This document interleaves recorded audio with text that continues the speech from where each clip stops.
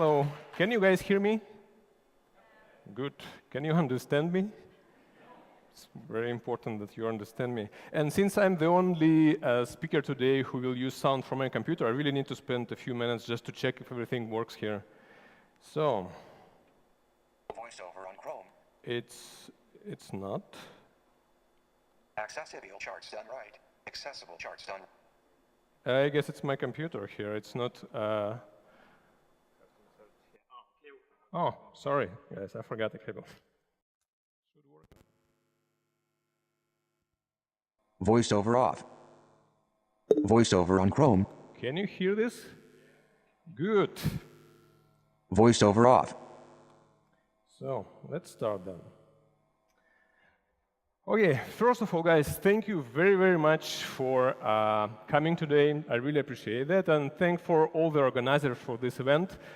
And thank you for having me today. And all right, let's start. A couple of words about me. And by the way, there's a clicker here. Oops. And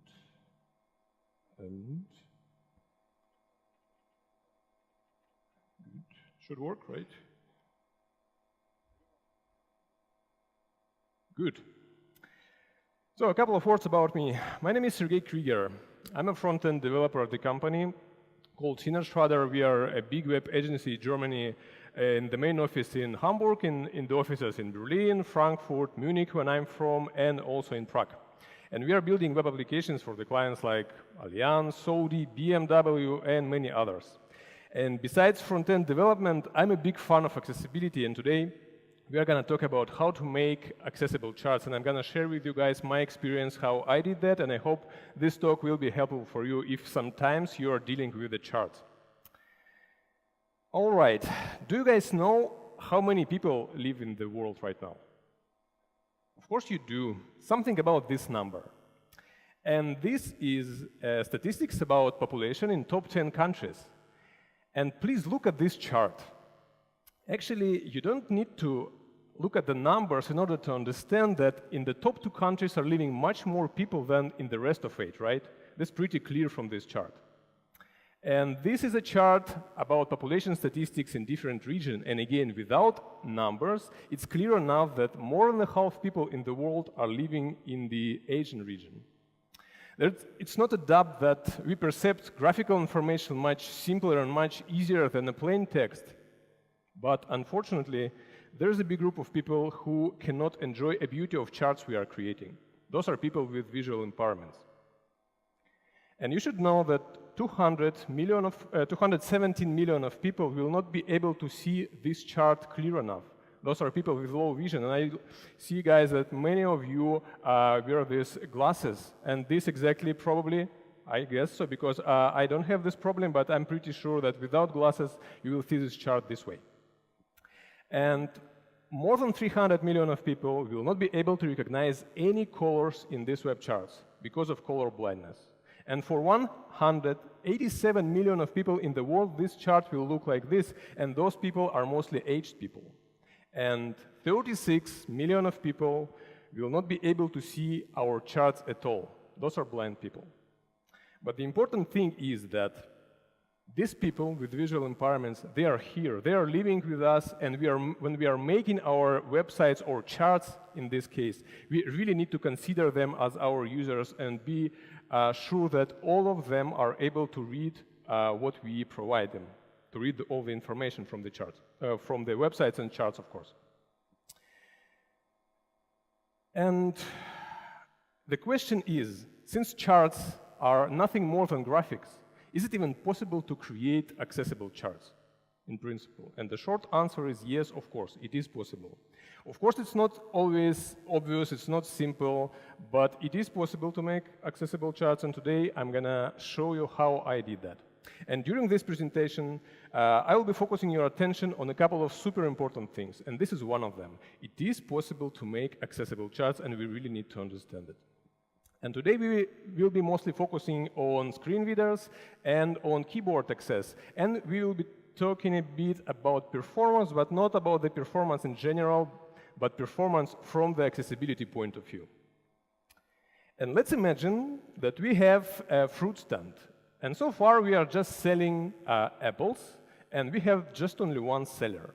And at some point, of course, in order to understand how our business is growing, we will need to see some statistics. And probably our first statistics will look like that. Super simple, not really hard to implement. And now let's try to make this chart accessible for visually impaired people. So what we can do for that? Well, the first solution, the simplest solution, the fastest solution is to consider a chart as an image and add a description to the whole chart. Let's try to describe this chart. Probably the simplest description we can create will be like that.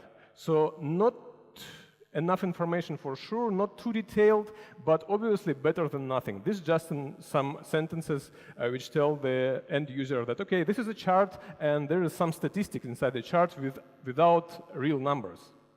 And look at this chart now.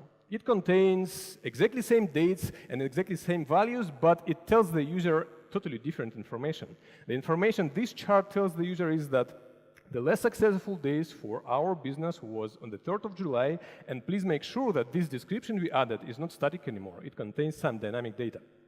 And here is another web chart, which is almost the same like previous two, but it tells us again different information. It tells us that there was a goal to sell 4 kilograms a day, and we achieved that goal only in 2 days. So that's why we need statistics to understand what's happening in our business. And here we came to another important thing. When we're trying to describe our chart, we need to understand that the same chart can be described in many different ways. And when we make a description as developers to any charts, we need to understand what kind of information we want to tell the end user who is this particular chart and build our description depending on that. Technical part of adding a description is super simple. We can do exactly the same as we do with all other images and add a description with alt attribute, for example. And please make sure that most of the charts provided by D3 library or Google Charts or Charts.js or other library will be mostly in SVG format. And unfortunately, not all the screen readers are able to consider SVG as an image. So in order to tell screen reader that this is an image, we need to tell explicitly that to screen reader with role EMG. But there's one problem in this code. And you know that problem. That's really pretty common. If you hover on this chart now, you will see a browser default tooltip, which is not bad, but I don't know any single designer who would like that tooltip, and we as developers can make it better. We can replace alt attribute, for example, with area label. And even more, in order to make this chart even more accessible, we can provide a bit more data to the end user by adding a description to the chart with a description tag. If you guys like this way of making accessible charts, here are a couple of advices for you. First of all, you need to be sure that your text you're adding to the description is not too long, because it's not possible for screen reader users, well, technically it's possible, but not really user-friendly to provide screen reader users a huge text, because nobody will be able to listen that long text. Also, if your site is a multi-language website, you need to deal with grammar cases, for example, or with the quantities and stuff like that, so we need to handle that also. And technical part is simple. You are simply using area label or alt attribute, and of course this way is good and fast, but it only works well for the simple charts. But in most of the cases, our charts are a bit more complicated. So let's imagine that our business is growing, and now we are selling not only apples, but bananas and oranges also. And in addition to amount of kilograms we are selling each day, we need to know information about how much money we earn each day. So our statistics now looks like that. Again, not really complicated chart, but when we are trying to go the first way and add a description to this chart, it's gonna be like that. And honestly, this description contains everything. All the data displayed in the chart is here, but I'm pretty sure that more than half people will not be able to listen to the middle of this description. So obviously, if we have more complicated charts than we just saw, we need to use another solution. Well, another solution is to make a chart more screen reader friendly. What does that mean, screen reader friendly? Well, charts contain bar charts, or how to say, chart elements. And instead of adding a description to the whole chart, we would make all our chart elements readable and accessible by screen reader. How can we do so? Well, there is a simple way. By default, not all elements inside the SVG tag are accessible by screen reader. And in order to make those elements accessible, we first of all need to make them focusable and then add a description to every element. So the technique is simple. To each chart element, we are adding a tab index, and then this way we are making this element focusable, and then we add a unique description to this element, and now screen reader users will be able to read all the chart elements. So it's not only one chart in general, it's just all the chart elements. But there's one thing here. If you look, we have some values here, right? Like 3 kilograms, 4 kilograms, and we also have some dates here. And if you remember the previous chart, we already have this data in X and Y axis in the chart. So in order not to duplicate axis data, we can simply exclude all the axes from accessibility tree and keep only chart elements accessible by screen reader. And now let's check how that works. What I'm going to do now is to start my screen reader on Mac and try to read this chart with a screen reader. VoiceOver on Chrome. Now I will just click Tab key several times and see what happens. Apples, 3 kilograms sold on July 1st group. Bananas, 3 kilograms sold on July 1st group. Oranges, 1 kilogram sold on July 1st group. And the same way I can focus on, let's say, circles and read information about transaction values. €31, July 4th. €23, July 5th. Total transaction value. Group. You are currently VoiceOver off. So, congratulations, we just built fully accessible chart. But we can make it even better. Can you imagine the situation that screen reader users will use Tab key for navigating, for example, through links? And on the way when they meet our chart, they will be forced to click through all the chart's elements. And what if they don't want to do so? What if they want to just continue navigating through links? Well, we can make it better and solve that problem. The solution is to use a skip link pattern. This pattern works really simple. So an idea of this pattern is to put a link just before the slide and point this link to the first element after the chart. And once screen reader users will reach this link, he or she will be just clicking this link and jumping over the chart to the element this link points to. And now let's check how that works in practice. Here is a simple dummy chart. This is a real chart, by the way, it's not a picture, and some text before and after this chart. And now I will try to read all this information and see how that works. VoiceOver on Chrome. Visited link before. So now this is the first link, and now see what happens. Visited link. Skip chart. This is a skip link. And once it's unfocused in its basic condition, it's not visible. But once it gets focused, it becomes visible, and now screen reader users will be able to decide either they want to go further and read all the information from the chart or skip it. Let's imagine that we don't need a chart now. And now I'm clicking this link and see what happens. Press visited link. I simply jumped over the chart and I'm done. And now let's imagine the situation that I want to read the chart. Visited link, skip. I simply continue clicking Tab. Element 1 group, element 2 group, element 3 group. VoiceOver off. And it works. So if you like this way of making accessible charts, here are a couple of things to remember. First of all, it's a good practice when you use tab index attribute to use it with only 0 value. All positive values are used for controlling the focus order, but it's not a good practice to control focus order this way. It's better to place all the elements, especially in the charts. It doesn't really matter where you place your element. Place all the elements in the DOM in the order you want, and then simply assign a 0 to tab index.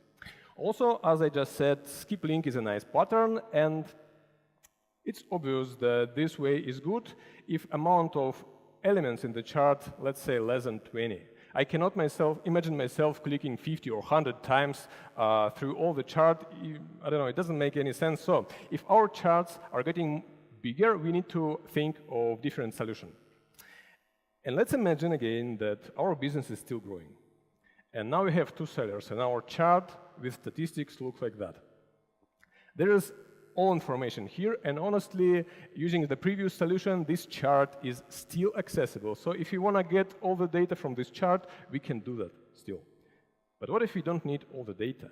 What if we need, for example, just transaction value from 5th of July? Well, it's still accessible. We can still get the data, but we will need to click through all the elements 35 times. 35 times, in my opinion, is way too many, so we need to think of next solution. And before I tell you what is the next solution, we need to understand one thing. So far, we made our charts accessible like charts themselves. And it's really nice, and if there is a possibility to go that way, please go that way. But sometimes, like in the previous example, if it's accessible but not, for example, user-friendly, we really need to understand the difference between accessible charts and accessible data. What is our goal finally? Probably, I hope, our goal is to deliver some data to the users. And charts are nothing more than just one way of delivering data. We can think of another way. And what is the best way of displaying data on the web pages?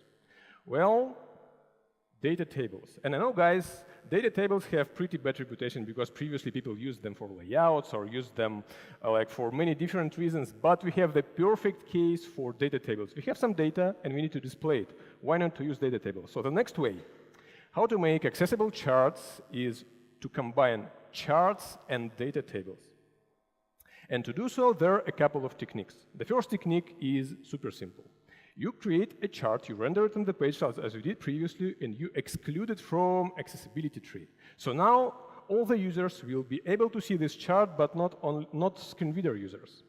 And in order to give screen reader users some data, we will render a table built of the same data and place it just after the chart or somewhere in the web page. And in order to have a consistent design, we will hide this.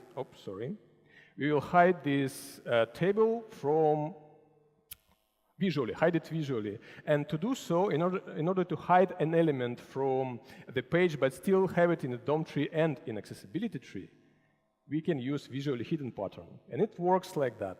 If you want to hide an element, you add to this element position absolute in order to exclude this element from the flow, and then you assign height and width of this element equals 1 pixel. Please make sure that it's not 0 pixel, because if you use 0 pixels, it's not going to work with all the screen readers. But if you use 1 pixel, it's still going to be in the DOM tree and readable by screen reader. And then in order to totally hide this 1 pixel, we will use rarely used clip attribute, and we are done. And this is not something I created. This is a commonly used pattern in the web for hiding an element. So I really recommend you to use this pattern. Another technique of combining charts and tables is to display both of them, charts and tables at the same time. For example, we can use tabs and put a chart in one tab and table in another tab. And if you don't like an idea to render both elements at the same time, you can use, for example, lazy loading and render elements on demand. Let's take a look at the example. Here is a website about statistics in European Union, and here is the data displayed in simple data tables. And look, at the top of this screenshot, there are 3 tabs, and this is just one of them. The next tab contains all the information, the same information like in the previous tab, but displayed in charts. And even more, in the 3rd tab, the same information is displayed in maps, which makes this particular page super accessible.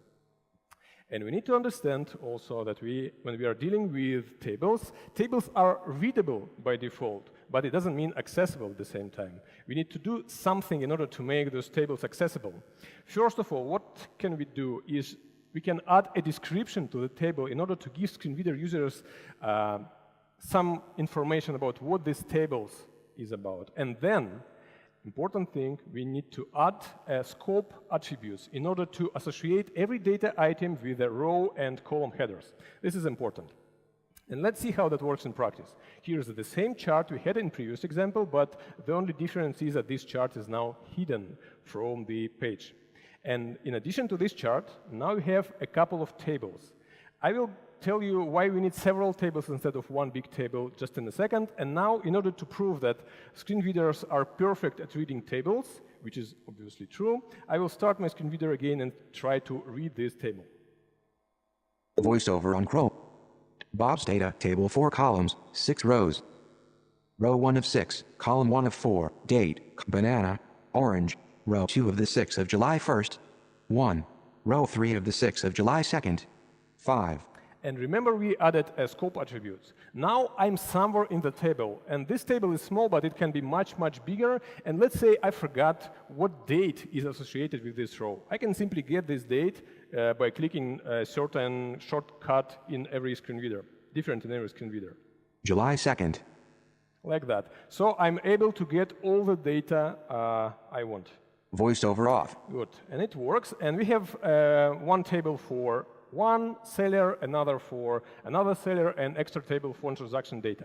And the question is, why do we need several tables instead of one? Well, the answer is simple.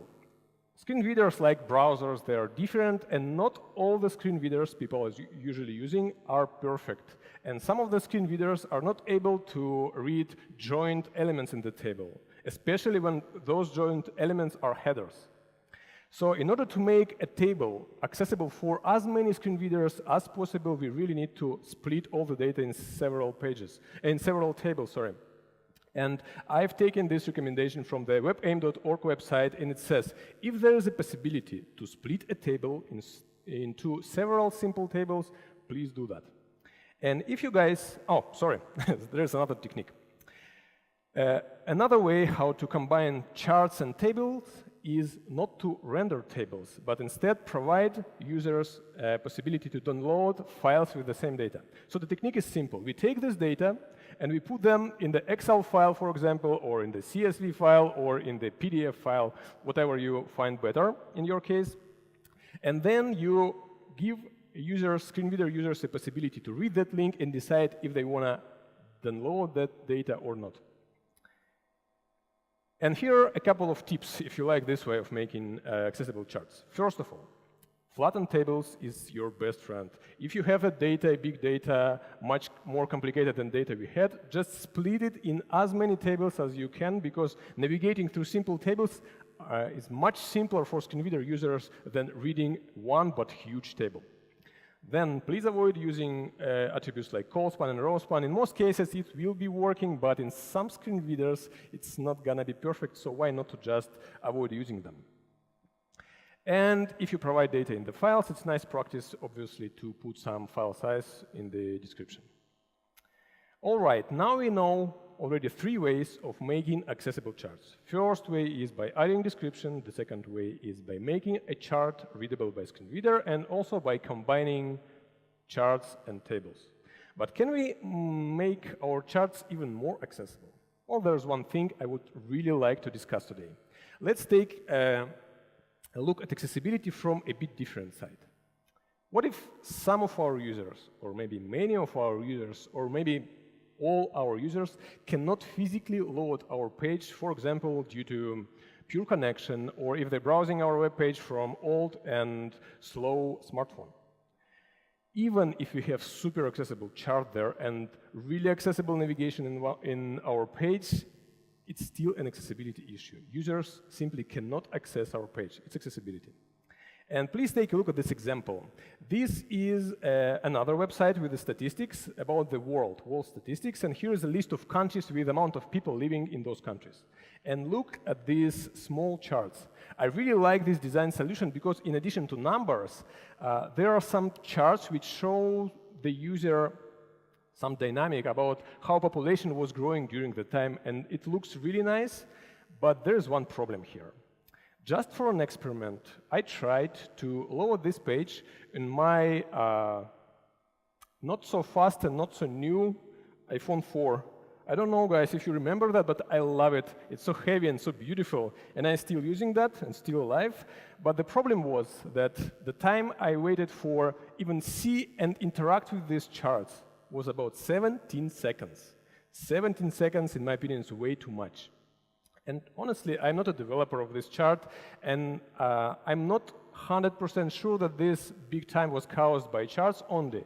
But as a developer, I know that if at the same page I need to render at the same time almost 250 charts, I really need to care of performance. At least I need to test it before for it to be in production. And what can we do here? Well, there's one way. Just to say at the beginning that I'm not a big fan of this way, and that's why I put an asterisk here. But for me, in one case in my career, it worked, and I would really like you to take a look at this way, understand it, and have it in your toolkit, and maybe, who knows, you will use it at some point. So what is this way about? So far, we rendered all of our charts in the user browser, in the client. And this is a perfect way of doing that. I guess we need to do that if nothing stops us from that. But if you have a feeling that this causes some problems in performance, why not to try to move all the chart rendering to the server? And of course, A/B testing here is the best friend, but I tried that in one of my projects, and it worked well. So I will tell how I did that, but I will not give you any really detailed information because, again, I'm not a fan of that way, but we need to know what to do. So what is this way about? First of all, you render all your charts in the server, and now almost all the server environments are supporting HTML rendering, so you can simply render a chart there and simply deliver an HTML string to the client. This way, you will get rid of huge D3 library or other chart library you are using, and also you will get rid of all custom code you used for chart rendering, and you will save some resources in browser. And also, if you really care of performance, you can get rid of even CSS by putting all the styles inside the JS. And I know it looks like a hack, and for me it is 100% hack. But if it helps you, finally, why not to use it? Because nobody cares how we build our pages finally, I mean our end users. And if it works much better than without it, why not to use it? And of course, if your chart's more or less interactive, you need to handle all the events in the client, but in my opinion, it's not a big deal. And that's pretty much it, what I wanted to tell you about the charts, and let's recap what we learned today. The first of all, super important thing, we really need to understand that it is possible to make accessible charts, and I don't see any single reason why we shouldn't do that. Then, one chart can be described in different ways, and when we are building our charts, we need to have a clear understanding what is this particular chart should tell the users, and we need to build a description based on that. And also, it's nice to remember that accessible data, finally, is much more important than accessible charts. In order to make charts accessible, there are a couple of ways I use in my practice, and I really hope that you will use them also. First way is the simplest way, fastest way, but not the best way, obviously, is consider chart as an image and simply add a description to the whole chart. The next way is by making a chart more screen reader friendly and make all chart elements readable and accessible by screen readers. And the next way is my favorite way, is by combining charts and tables. And again, since tables are in the web forever, screen readers are extremely good at reading tables, and why not to give screen reader users a possibility to read the data in a way they want to do so. And another way, a bit controversial, but still, is move chart rendering to the server and deliver HTML string to the client. If you are guys new in screen reader world, I will really recommend you to read an article hosted in the DQ University website called Screen Reader Survival Guide. You will give some information about screen readers, and also you can check out my presentation about screen readers. If you need some more information about accessibility in general, I would really, really recommend you to read these two books written by Laura Kolbeck and Hayden Pickering.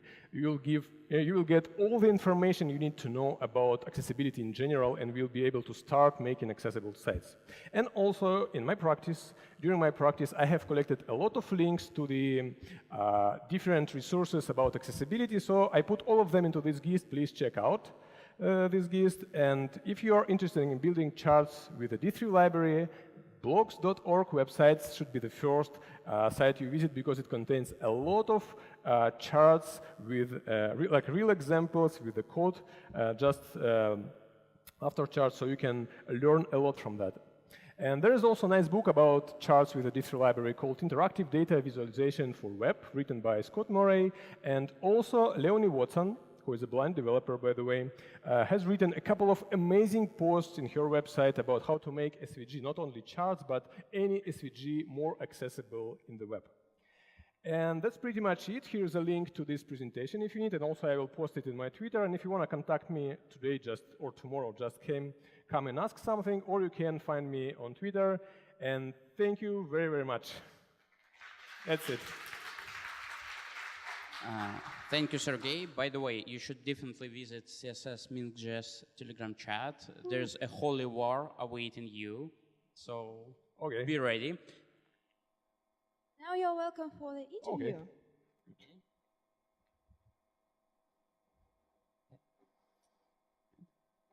So let's start with the statement that accessibility is hard.